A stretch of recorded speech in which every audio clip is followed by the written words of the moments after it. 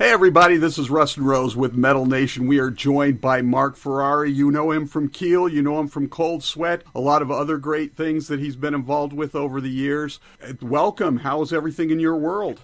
Well, it's been an interesting month here for me here in Southern California. I was evacuated with the recent series of fires here, and that's no fun. I thought maybe we were going to lose our house. Fortunately, we didn't. We're dealing with some smoke damage, but that's about it. I know a couple of folks that lost their houses, so I'm very grateful that our house is still standing, but that's the second time I've been evacuated for fire, and now we're dealing with some pretty heavy rain the last couple of days. It's just been one thing after the other here in wonderful Southern California.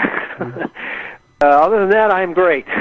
Thanks for asking. Mother Nature, man. Well, we're glad that despite all of that you're doing well.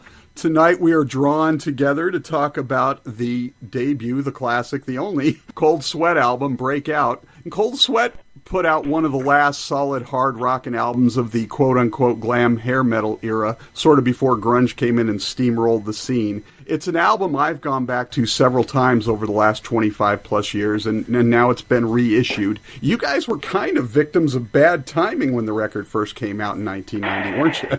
Well, yeah, I'm not going to deny that fact. It's not the only, I don't think it was the only reason why our trajectory wasn't what I had hoped it to be, but you're certainly correct in that by 1990 we started seeing, some shifts in musical tastes. But, Cold Sweat, actually, I started the band in 1988. As soon as I left Keel, I started, first set of demos I did with Oni was like a month or two later, and I honestly thought that we were going to be able to get a record out in 1988, and that was, we were still pretty much riding the commercial hard rock wave back then in 88. Bon Jovi's New Jersey and Winger and Warrant and some other bands had really big albums that year, and so commercial hard rock was still the flavor of the month back then. But certainly by 1990, you started seeing a shift, into the grungier side of things, and by 91, when the Nirvana album was released, it was a whole new ball game. So absolutely, Cold Sweat did unfortunately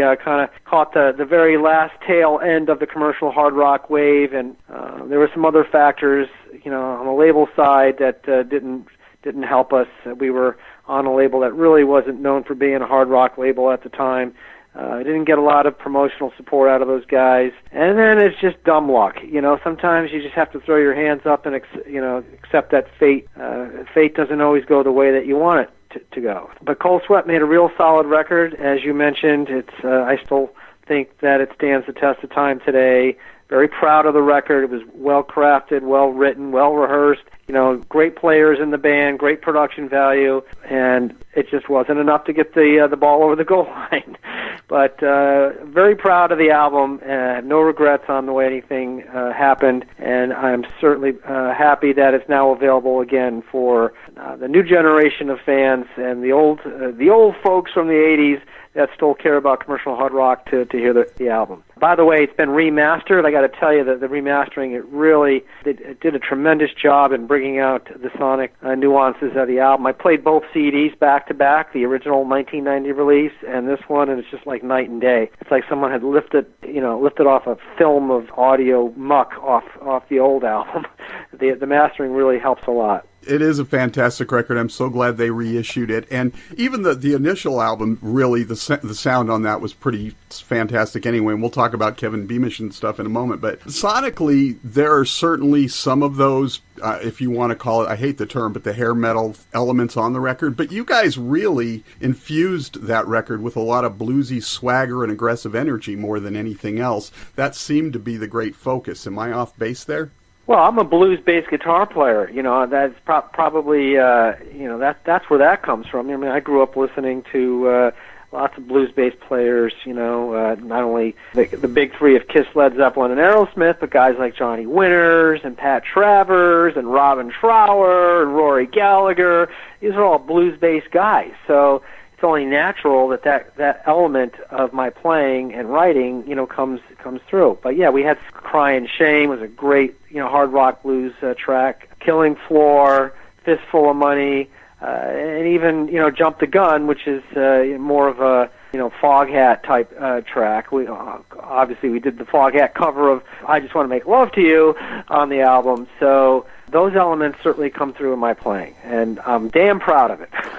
And of course, you already alluded to Oni Logan earlier, but of course he didn't stick around. You ended up unearthing Rory, if you will. Tell us a little bit about that story and what ultimately happened with that whole situation. Well, I mean, this story's been told so many times before, but Oni decided to leave our band the day that we were setting up our gear in the studio to record our record. George had been... By the way, I also want to preface this by saying that Oni and I are in great terms, and George and I are very close friends. We hang out with each other. We've been out, been to each other's homes, went to his birthday party. He's been to my birthday party. He played at my birthday party.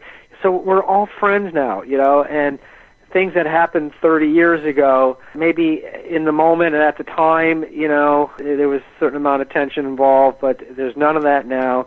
Oni and I made our peace a long time ago, but it was a pretty crappy thing to do at the time, to leave the band the day that we started recording our record. So we had, obviously, that would have been, a fatal shot in the heart to just about any other band, but fortunately we had a good team behind us. We had Wendy Deal managing us. We had a great A&R guy who believed in us, a guy named Brett Hartman at MCA, and they both stuck with us while we went through that long, arduous, torturous process of finding the right guy, And I remember cattle calls, and we put ads out in magazines and, put a cattle call out to KNAC and other rock stations out there. Send in your tape, And we got hundreds and hundreds and hundreds of tapes. So it just took a long time to find that needle in the haystack, find the right guy for the job. And we finally did with Roy. Roy came recommended to us, and this is a really bizarre story. He came recommended to us by a friend of Oni's from Florida, a guy named Eddie, and Eddie was friends with Oni, but he had seen Roy sing, I guess in his band Gibraltar, somewhere on the East Coast, and thought, he'd be a good candidate for us to have a listen to. So it's a really bizarre story that one of Oni's best friends wound up finding the guy that replaced Oni. So that was almost a year that from the time Oni left the band to the time we got Roy in and started back up in pre-production. We had a couple of songs we felt we needed to relook at, and I think the label wanted some fresh material. So by the time that all happened and the time we got it recorded and the time we were slotted for our release, that was in June of 1990, it was a full year, at least a full year after, we should have had the record out.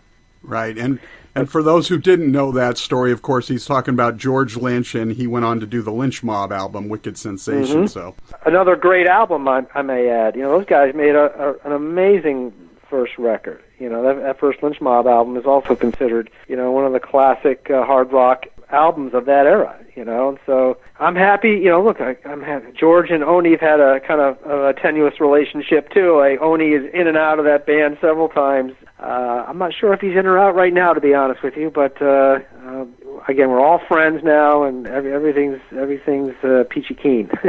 Let's talk a little bit more about the record itself. We alluded to this earlier. You worked with Kevin Beamish on the album, who got to record some great stuff with Saxon and Y&T, some of my favorite bands. Tell us a little bit about working with him on the record.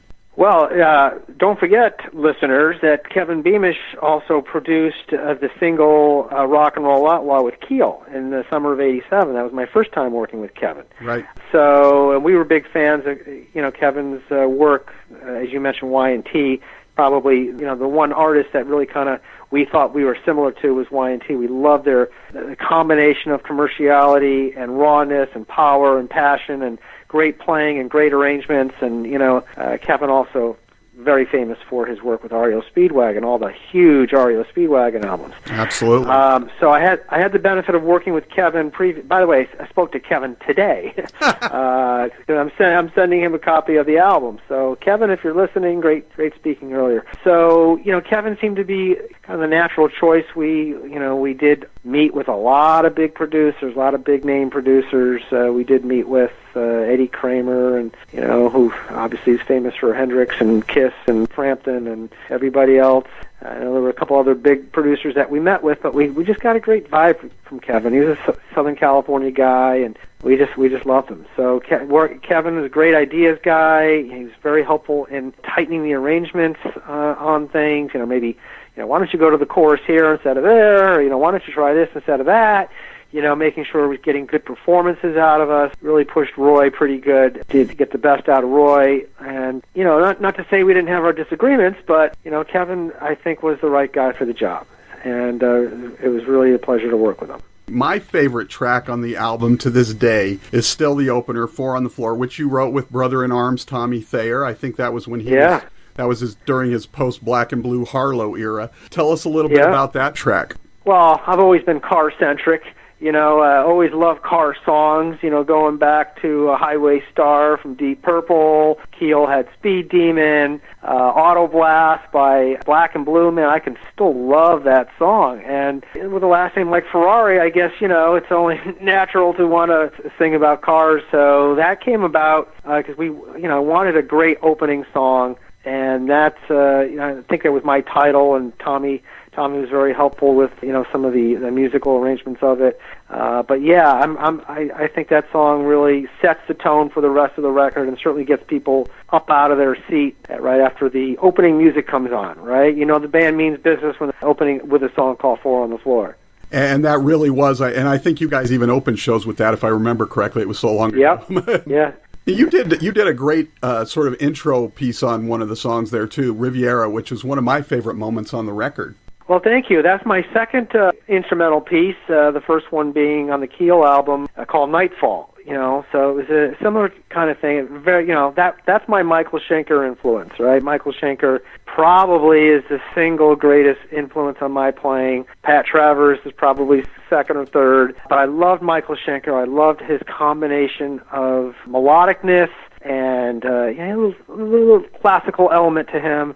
And I just loved the way he was able to build things, little mini masterpieces, a lot of Schenker's instrumental. So that was my homage to Schenker. And I'm glad that you liked the piece. It's all me on there. The guys were gracious enough to let me have my little moment there to do my thing, and it leads very nicely in A Long Way Down.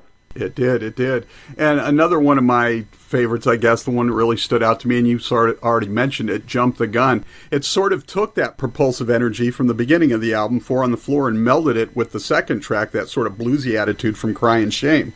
Well, absolutely, and that song with the slide guitar, I didn't get to play slide very much in Keel. I think Rock and Roll Outlaw I played slide guitar on.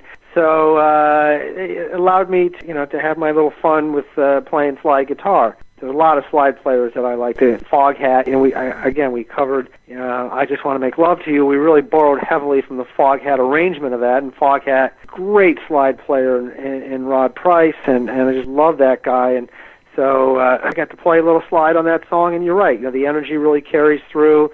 And it's a good bridge between a blues track and a hard rock track, and it was always fun to play live. And you did mention this already, because I was going to mention it. You guys covered Willie Dixon's I Just Want to Make Love to You, and you did sort of take off sort of an amped-up version of what Foghat did with it. And I was going to ask if that was your choice or the record label decision to put that on there, but clearly it was your guys' choice. Yeah, no, I'm a huge Foghat fan, and again, I always loved that song. We knew it was, I think we did it live before we actually put it on the album. It was just a song that obviously gets the girls going. Everybody loves that song. Other artists have done that song too. The Stones did it, and Tesla did it. Actually, I think Tesla released a version the same year we did. So I'm sure there's been other bands that have covered it too. But it's just one of those classic songs that just really lends itself well for a rock interpretation of it. Right, and you and Eric got a chance to really play off each other as well there too. So it was a great way to end the album, I think. Yeah, so you have to look at those songs, Four on the Floor and the Foghat cover there as being bookends. That you've got really fast hard burner on one side, and you've got this really fun hard rock version of a classic song on the other, and in between it, you've got it's like two pieces of a sandwich. You got the bread on the outside, and you got the meat in the middle. So that's the way I like to look at that album. Before Cold Sweat, sort of, if you will allow me a horrible pun, evaporated far too quickly. You guys got a chance to do some amazing touring with Sabotage and with, of course, Ronnie James Dio. Thank you, Wendy. What was that experience like for you guys? Well, touring is always fun. We did, I think, 3 or 4 tours, and the Dio one wasn't the first. I think we went out with Sleazebees first, and we also did a tour with Sabotage, and I know we did one with Child's Play, I think, after the Dio tour. And we're rolling back almost 30 years here. And the first 2 were mostly clubs, and so you're up there, in the face of your audience and really seeing people right in front of you. The Dio tour obviously was a little bigger, bigger venues. We were playing, large theaters and arenas, and that was, I've had the experience of playing arenas before, but the other guys hadn't, and they took to it like a duck to water, Our singer Roy was a great front man and very entertaining, he really knew how to work an audience, it was the other benefit that we got with Roy, not only a great voice, but we got a great front man, a great entertaining, commanding front man. So I remember the Dio dates being, just a blast to be on. Ronnie took great care of us, really cared for us. We were the opening band on a 3-band bill. The middle band was Love Hate on that tour. I don't know if you remember that band or not. But anytime I can strap on a guitar and get in front of a Marshall amp, I'm a happy guy. And of course, I would be remiss if I didn't ask, and oddly enough, I was just talking to Craig Goldie a couple of weeks ago. Do you have a sort of a fond memory of Ronnie that you're willing to share? Oh, I remember we had lots of fun times together, but the last day of the tour, it's always when all the pranks come out and the shenanigans and all that, and they dumped flour on us. It was pretty crazy. I just remember, and I didn't know what was going to happen. All of a sudden, all this flour came down from the lighting rig, and we're covered with flour, and we're all sweaty, so it stuck to you like dough. It was just the funniest thing. Ronnie had a serious side, but he had a fun side too. He was a prankster, and I remember that for sure. And we had a lot of great meals together, and he was just a wonderful guy, real warm, outgoing, caring guy, and I miss him tremendously. As everybody in heavy music does, just a great, great man. And before we get out of here, just for fun on the way out the door, little trivia, because fans always love trivia stuff. You wrote the track Proud to be Loud and performed, which you guys did on Pantera's Power Metal album. How did that come about? Because I think that was originally, wasn't that going to go on the first Keel album or something? Not the first Keel album.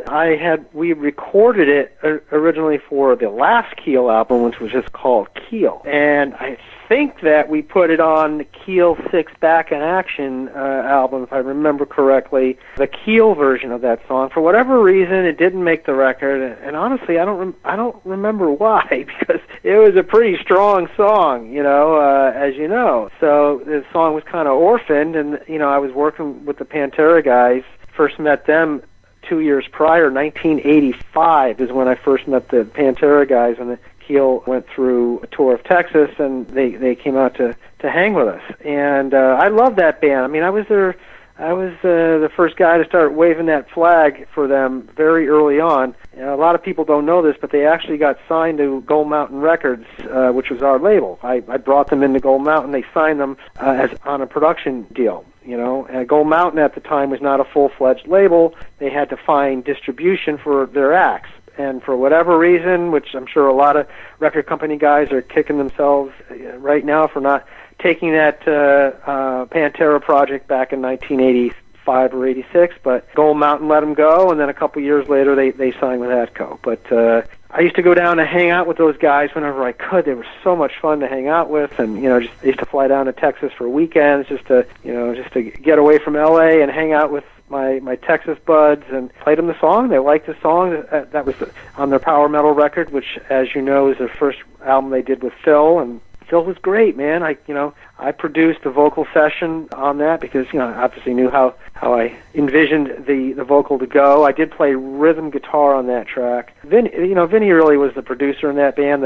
Their dad was, he owned the studio, and I think sometimes he's credited as being the producer on some of the early Pantera stuff. But really, Vinny was. I recall Vinny being kind of the guy in the driver's seat for the most part. But obviously, what an amazing experience, working with Pantera. They weren't quite the Pantera that we know them now. They were album after album getting heavier and heavier. The first 2 records they did, or first maybe it's 3 with their old singer, Terry Glaze, it progressively became harder and harder, and then Phil got in, power metal, they kind of took it another step, and then they just took it even further with Cowboys from Hell. Right, that was sort of the transition album, if you will. Yeah, so I feel very blessed that I was able to cross paths with them at the juncture that I did. They were just these guys from Texas that had an amazing local following, but just didn't quite know how to bust out of Texas. I did, but I'm glad they did. I still stayed in touch with Rex, and of course I miss Dime and Vinny very, very much. Right. Well, I appreciate you taking some time to talk about the reissue of Breakout from Cold Sweat, giving us a little trivia and everything, and reminding us of things we may have forgotten by now. Sure, you got it.